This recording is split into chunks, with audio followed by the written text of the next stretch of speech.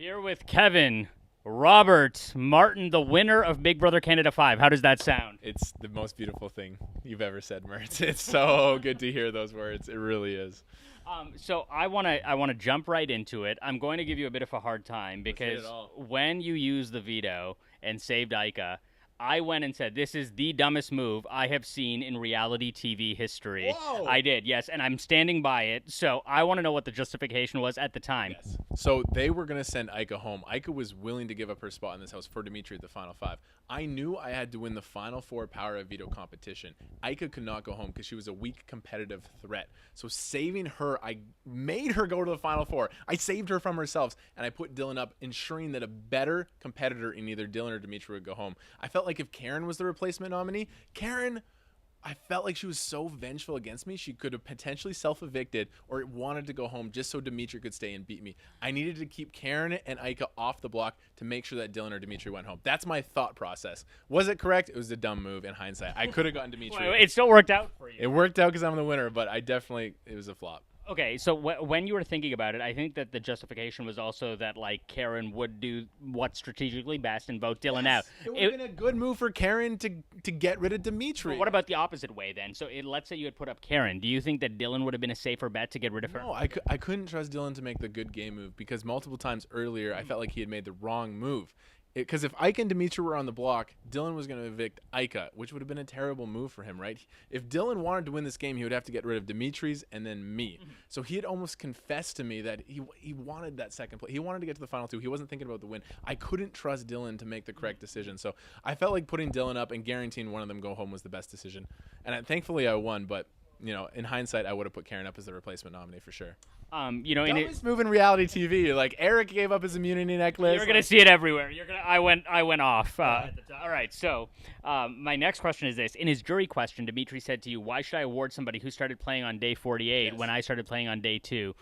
How do you defend yourself against that? Yeah, I first of all I said you should give me your jury question because I got you out. We threw punches at each other the entire season. Mine was the last one to land. First of all, I played the game the first half. It was just under the radar. I had a smaller personality compared to a lot of these people, but I got in a majority alliance right away with Ica, Dimitri, Cindy, Netta, myself, and Bruno. That protected me. After that started to crumble, I made sure that Netta was a perceived threat ahead of me. I knew that if our group was going to be attacked, Netta was the target. So I had a meat shield in Netta. Once Netta went, Bruno and I went as far as we could. When we were in trouble, I won every single competition at the end. My first half of the game was very under the radar. It wasn't flashy, but that's the way I want it. I felt like that was a classic Big Brother way to play the game. There's 2 elements to Big Brother. There's the social game, and then there's the competition. Yes. As a fan, what do you think is better to watch? Is it sort of better to see somebody like Kevin at the beginning of the game flying under the radar and then, like, pulling out all these wins? Or would you rather see a social player, maybe like Dre, who was sort of, like, playing socially the entire way? Like, as a fan, because I know you are, what do you like seeing?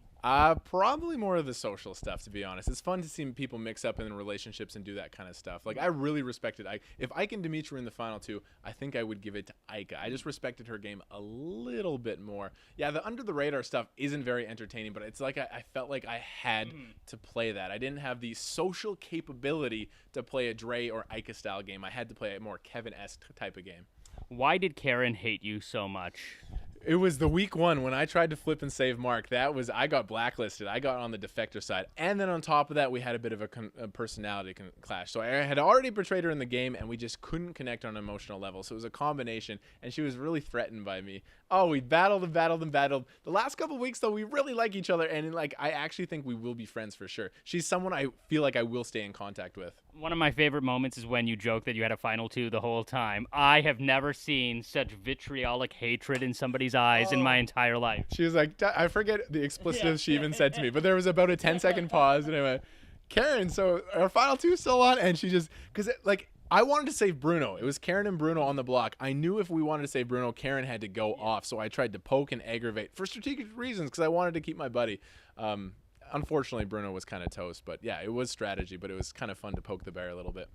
Given your volatile relationship with her, was there any part of you that considered taking Dimitri, just in the sense that, like, maybe if I didn't like somebody, I'd be like, you know what, I might lose, but at least they're not going to get second? No, not at all. I never play this game with vengeance. I always looked at it logically from my point of view.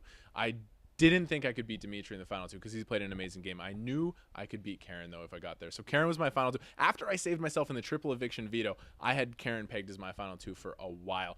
And also with the Karen relationship, the first half of the game, that was strategic in a way, too. People always knew where my head was at. If I won, I was going after Karen. And having that named target almost gives people an ease with you in the house.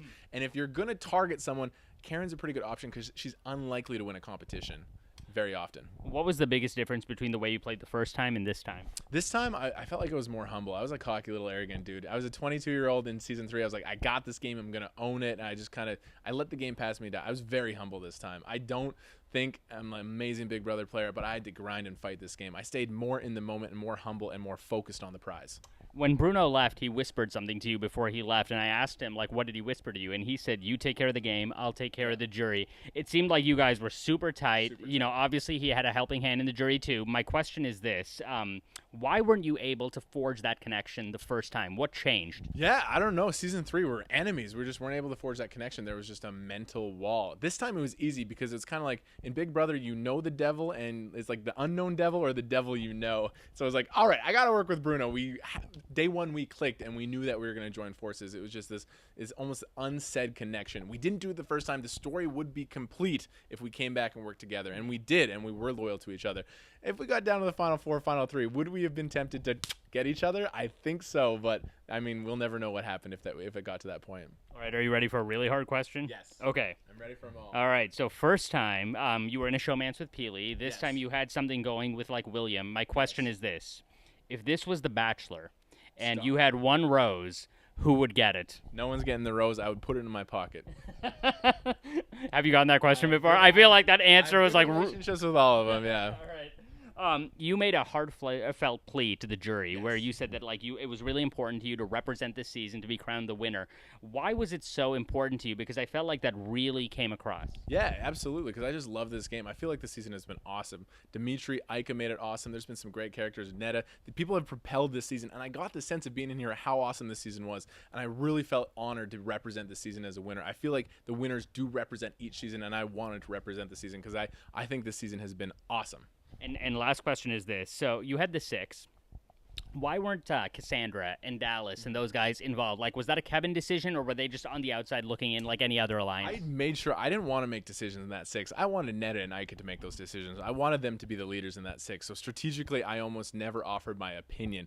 Why couldn't Cassandra and Dallas? Cassandra really got off to a hot start. I remember day 3, Cassandra was extremely upset that Bruno and I did not throw that power veto competition. I don't know if this made the show or whatever, but Cassandra she played so fast, so quick, and there just was something I couldn't trust. Same with Dallas. I would love to work with him. I think he's a beauty guy. He's such an awesome guy. There's just something I couldn't trust in him.